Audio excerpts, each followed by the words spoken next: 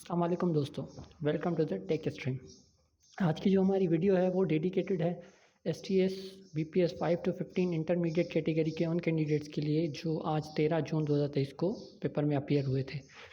Paper start करने से पहले मैं आपको रिक्वेस्ट करूंगा कि मेरी जो पिछली वीडियो है जो 12 तारीख के पेपर को हमने कंप्यूटर सेक्शन को डिस्कस किया था उसको प्लीज़ देख लीजिएगा, क्योंकि उसमें से काफ़ी सारी चीज़ें हैं जो आज के पेपर में आई हुई हैं, तो वो सारे कॉन्सेप्ट्स आप क्लियरली वहाँ पे समझ जाएंगे। कल की वीडियो काफ़ी लंबी बन गई थी, तो आज उसको हम थोड़ा शॉर्ट करेंगे और जल्दी में ईजी तरीके से आपको मैं चीज़ें समझाऊंगा। ठीक है, तो सबसे पहला क्वेश्चन जो है हमारा, which one of the following is binary equivalent. ठीक है, ऑफ डेसिमल नंबर। हमारे पास बाइनरी नंबर हमें मालूम करना है और उसका डेसिमल नंबर हमें दिया हुआ है। ये क्वेश्चन जो है नंबर सिस्टम कन्वर्जन से रिलेटेड है, तो आइए इसे हम पावर पॉइंट पे डिस्कस करते हैं। ठीक है, अब ये क्वेश्चन हमने लिख दिया है और अब क्या करना है कि हमारे पास फॉर एग्जांपल ये 4 ऑप्शंस हैं हमारे पास। ठीक है, तो बाइनरी हम लोग कैसे मालूम करते हैं, मैंने कल आपको बताया था कि हम पावर्स देते हैं। ठीक है, और ये पावर्स हम कंप्यूटर में राइट टू लेफ़्ट देते हैं। जैसे अब इस स्लाइड में आप देखें, पहले 1 1 2 उसका डबल 4 8 16 32 64 1 to 8 और इस तरह ये पावर्स डबल होते जाएंगे। ठीक है, अब क्या करना है, अब देखिए हमारे पास ये पावर्स आ गए और यहाँ पे नीचे हमने बाइनरी नंबर्स देने हैं। अब बाइनरी नंबर के लिए क्या है कि ऊपर जो पावर्स दिए हुए हैं, जिन पावर्स के नीचे बाइनरी 1 आएगा वो टोटल हम लोग उसका सम करेंगे लास्ट में। ठीक है, और जिसके नीचे 0 आएगा वो सम में ऐड नंबर नहीं होगा। ठीक है, वो कैसे करना है, अब 1 to 8 पे 1 आ गया। फॉर एग्जांपल हमें डेसिमल नंबर कौन सा मालूम करना है, क्वेश्चन में क्या कह रहा है कि 1 to 8 डेसिमल नंबर है, उसका बाइनरी इक्विवेलेंट मालूम करना है। तो सिंपल सी बात है, ये जो पावर्स हैं इनमें से अगर हम 1 to 8 के नीचे 1 लगा दें तो 1 to 8 टोटल में काउंट होगा, और बाकी जो हैं अगर उनके नीचे हम लोग 0 लगाते हैं तो ये सारे नंबर्स टोटल में काउंट नहीं होंगे और 1 to 8 काउंट होगा। और हमें डेसिमल नंबर क्या चाहिए, 1 to 8 चाहिए। तो सिंपल से हमारा आंसर हमें मिल गया। ठीक है, तो ये है इसका बाइनरी नंबर। तो ये कौन सा ऑप्शन है, ये है हमारे पास सी ऑप्शन। तो इसका सही जवाब क्या है, सी है। ठीक है, और उसके बाद आ जाते हैं हम लोग नेक्स्ट क्वेश्चन पे। इसका आंसर क्या है, सी। इसको हम हाईलाइट कर लेते हैं ताकि इजी हो जाए। उसके बाद सेकंड क्वेश्चन जो है, which one of the following is decimal equivalent. अब क्या करना है, अब डेसिमल टू बाइनरी कन्वर्जन करना है। अब हमारे पास बाइनरी नंबर दिया हुआ है और उसको हमने किस में कन्वर्ट करना है, डेसिमल में कन्वर्ट करना है। तो आइए इस सम को भी सॉल्व करते हैं। ये क्वेश्चन हमारे पास दिया हुआ है और ये ऑप्शन है हमारे पास 131 100 311 या 124। ठीक है, ये बाइनरी नंबर इन 4 में से कौन से डेसिमल नंबर के इक्विवेलेंट होगा। तो हमारे पास बाइनरी दिया हुआ है, हमने ये बाइनरी नंबर लिख दिया। ठीक है, अब पहले भी बताया, दोबारा बता देता हूँ। अब ये जो बाइनरी नंबर है इसके नीचे हम लोग क्या करेंगे, पावर्स देंगे। 1 2 4 8 16 32 64 128, ये सारे पावर्स आ गए। अब क्या होगा कि जिनके नीचे 1 है, जिनके ऊपर बाइनरी नंबर 1 है पावर्स के ऊपर, वो उनको हम लोग अलग कर लेंगे और उनका टोटल बना देंगे। ठीक है, 1 to 8 के ऊपर 1 है बाइनरी नंबर, यहाँ पे ये 2 के ऊपर 1 है और ये 1 के ऊपर 1 है। पावर्स हमने आपस में 8 किए तो हमारे पास क्या आंसर आ गया, 131। तो इसका सही जवाब क्या है, 131। तो इसका सही ऑप्शन है ए, 131।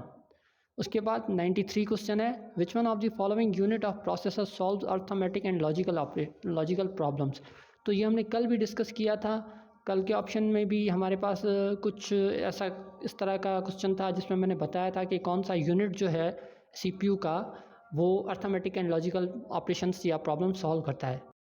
तो आप देख लें उसे, मैं फिर भी यहाँ पे आपको डिस्कस करवा देता हूँ। पहला ऑप्शन है, ये टाइपिंग मिस्टेक है। ठीक है, ये ऑप्शन ए ऑप्शन है, CU means control unit. Control unit सिर्फ ऑपरेशंस को कंट्रोल करता है। उसके बाद है MU, मेमोरी यूनिट। ये मेमोरी जो हमारे पास स्टोरेज वगैरह होती है उसको कंट्रोल करता है। उसके बाद FPU, फ्लोटिंग पॉइंट यूनिट, जो फ्लोटिंग पॉइंट्स में हमारे पास कभी कभार अर्थमेटिक ऑपरेशंस में सम आ जाते हैं उसको ये देखता है।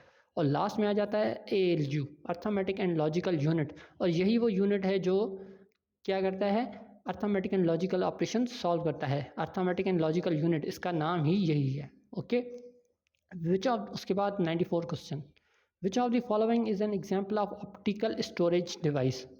DVD ड्राइव ऑप्टिकल स्टोरेज है, पर हम पहले दूसरे क्वेश्चन देख लेते हैं, उस ऑप्शंस देख लेते हैं, फिर उसके बाद जो बहुत बेस्ट सूटेबल होगा वो हम लोग टिक करेंगे। उसके बाद SSD सॉलिड स्टेट डिस्क, ठीक है। अब सॉलिड स्टेट डिस्क जो है हमारे पास ऑप्टिकल स्टोरेज नहीं है, वो सेकेंडरी मेमोरी के टाइप पे यूज़ होता है। ये जो C ऑप्शन है हार्ड ड्राइव, ये हार्ड ड्राइव का अपडेटेड वर्जन है या लेटेस्ट टेक्नोलॉजी है हार्ड ड्राइव की, और हार्ड ड्राइव भी सेकेंडरी मेमोरी तौर यूज़ होती है। फ्लॉपी ड्राइव जो है वो मैग्नेटिक डिस्क टाइप होती थी, तो ये ऑप्शन भी सही नहीं है। इसका ऑप्टिकल स्टोरेज डिवाइस का एग्जांपल कौन सा है?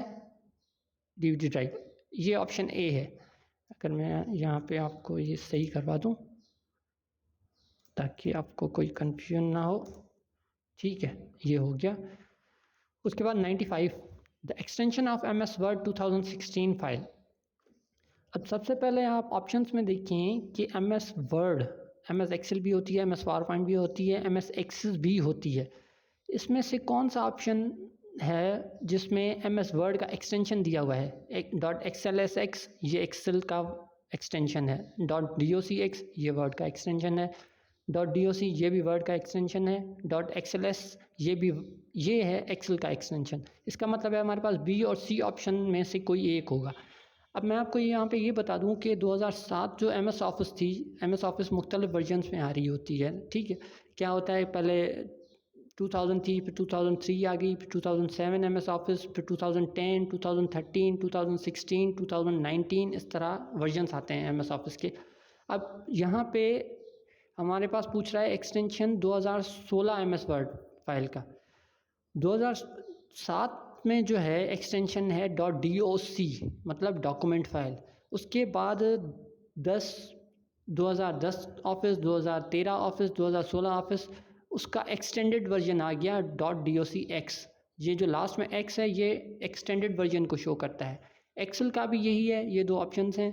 .xls जो है पुरानी ऑफिस के जो है 2007 ऑफिस की जो एक्सेल फाइल है उसका एक्सटेंशन है, और .xlsx ये क्या है 2010 और उसके बाद की जो MS ऑफिस के वर्जन्स हैं उनका एक्सटेंशन है।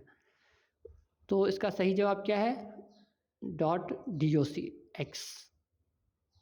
The shortcut key to save a workbook is, ये तो सिंपल सी बात है, सबको पता है कि कोई भी डॉक्यूमेंट सेव करने के लिए हमारे पास कौन सा सही ऑप्शन होता है, कौन सी की अवेलेबल है? Ctrl+S। 97 question, which of the following provides two services which are not provided by operating system? Operating system तो ऑप्शन हो नहीं सकता, क्योंकि यहाँ पे हमें क्या पूछना चाह रहा है कि कौन सी सर्विसेज हैं जो ऑपरेटिंग सिस्टम प्रोवाइड नहीं करता। एप्लीकेशन प्रोग्राम, जैसे एप्लीकेशन सॉफ्टवेयर होता है, उसके बाद language translator and then utility program. अब ये सर्विसेज जो है वो हमारे पास एप्लीकेशन प्रोग्राम प्रोवाइड करता है। कैसे? फॉर एग्जांपल मैं यहाँ पे MS ऑफिस यूज़ कर रहा हूँ, ठीक है। अब MS ऑफिस में क्या है कि मैं वर्ड पे काम कर सकता हूँ, एक्सेल पे काम कर सकता हूँ, पावर पॉइंट पे काम कर सकता हूँ, पर ये सर्विसेज मुझे ऑपरेटिंग सिस्टम प्रोवाइड नहीं करता। ये मैंने अलग से अपना एक यूज़र डिफाइन चीज़ें होती हैं। फॉर एग्जांपल अगर आप कोई ग्राफिक डिज़ाइनर हैं तो आप एडोब फोटोशॉप इंस्टॉल करेंगे, मैं ऑफिस पे काम करता हूँ तो मैं MS ऑफिस इंस्टॉल कर लूँगा। तो ये एप्लीकेशन प्रोग्राम्स होते हैं जो हर यूज़र अपनी नीड के मुताबिक इंस्टॉल करता है। उसके बाद 98 क्वेश्चन है, विच of the following is a bridge between user and computer hardware? अब ये बेसिकली सिंपल सी बात है कि ये काम होता है ऑपरेटिंग सिस्टम का। ऑपरेटिंग सिस्टम क्या करता है? ये हार्डवेयर को कंट्रोल कर रहा होता है, और उसी वजह से जब आपके लैपटॉप में या ऑपरेटिंग सिस्टम एंड्रॉयड भी है, ऑपरेटिंग सिस्टम OS भी है, अगर ऑपरेटिंग सिस्टम डिलीट हो जाता है या ख़राब हो जाता है तो आपका जो मोबाइल है, आपका जो लैपटॉप है, वो बिल्कुल ऐसा समझे आइडल पोजीशन में चला जाता है, वो आपके काम का नहीं रहता क्योंकि आप उसके हार्डवेयर को कंट्रोल नहीं कर सकते। तो इसका सही ऑप्शन ऑपरेटिंग सिस्टम है, पर फिर भी हम लोग देख लेते हैं बाकी सारे ऑप्शन। एप्लीकेशन प्रोग्राम नहीं, ये हार्डवेयर को कंट्रोल नहीं कर रहा होता। लैंग्वेज ट्रांसलेटर क्या है? वो तो लैंग्वेज को ट्रांसलेट करता है। यूटिलिटी प्रोग्राम्स छोटे छोटे प्रोग्राम्स होते हैं, जैसे ड्राइवर्स होते हैं, हम लोग इंस्टॉल करते हैं अपने लैपटॉप में या मोबाइल में। या पीसी में प्रिंटर एक्स्ट्रा चलाना है अपने लैपटॉप में तो उसके ड्राइवर्स अलग से, कैमरा चलाना है तो उसके ड्राइवर्स अलग से। इस तरह यूटिलिटी प्रोग्राम्स वो छोटे छोटे ड्राइवर्स होते हैं जो एक्स्ट्रा हार्डवेयर आप लोग अपने कंप्यूटर में लगाते हो, उसको जो है कंट्रोल कर रहा होता है। तो इसका जो बेस्ट ऑप्शन है वो है ऑपरेटिंग सिस्टम, क्योंकि यही है जो हार्डवेयर को कंट्रोल कर रहा होता है। उसके बाद 99 क्वेश्चन है, personal computers are also called as. उसका पहला ऑप्शन है माइक्रो कंप्यूटर। हो सकता है क्योंकि माइक्रो छोटे कंप्यूटर्स हैं, ठीक है। इसका सबसे बेस्ट ऑप्शन यही लग रहा है, पर फिर भी हम बाकी सारे ऑप्शन देख लेते हैं। उसके बाद सुपर कंप्यूटर, नहीं, ये तो दुनिया का फास्टेस्ट तरीन कंप्यूटर है। उसके बाद मेन फ्रेम, दुनिया का सबसे बड़ा कंप्यूटर मेन फ्रेम है। उसके बाद सर्वर है, सर्वर नॉर्मली हमारे पास जो सर्विसेज प्रोवाइड करता है उसे हम सर्वर कहते हैं। तो इसका बेस्ट ऑप्शन हमारे पास क्या है, माइक्रो कंप्यूटर।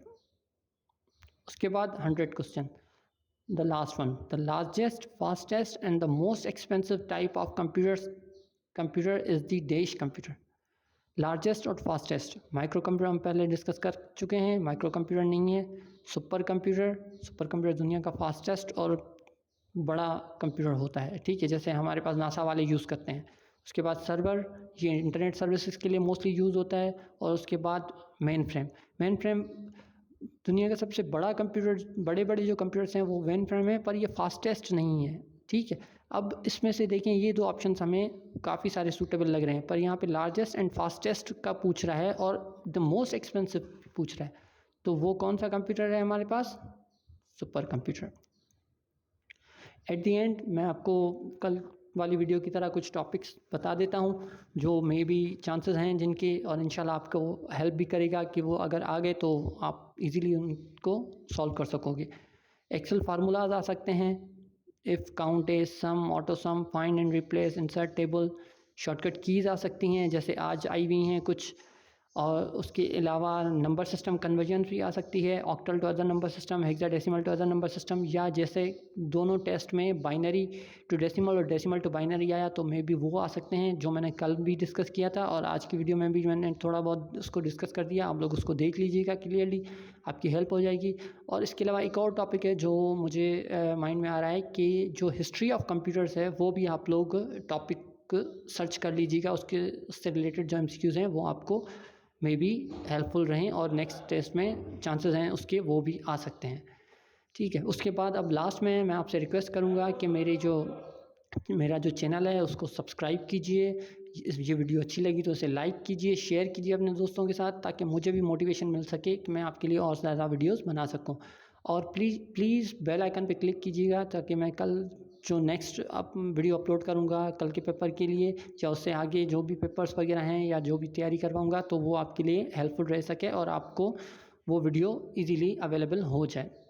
और नीचे डिस्क्रिप्शन बॉक्स में मैं आपको कल वाली वीडियो की भी लिंक दे दूंगा और अपने व्हाट्सएप ग्रुप की भी लिंक दे दूंगा, आप उसे ज्वाइन करें। वहाँ पे मैं जैसे ही सारा ये पेपर सॉल्व हो जाएगा कंप्यूटर सेक्शन के अलावा भी, तो मैं वहाँ पे कंप्लीट की भी आपको अवेलेबल करवा दूँ, ठीक है। Thank you so much.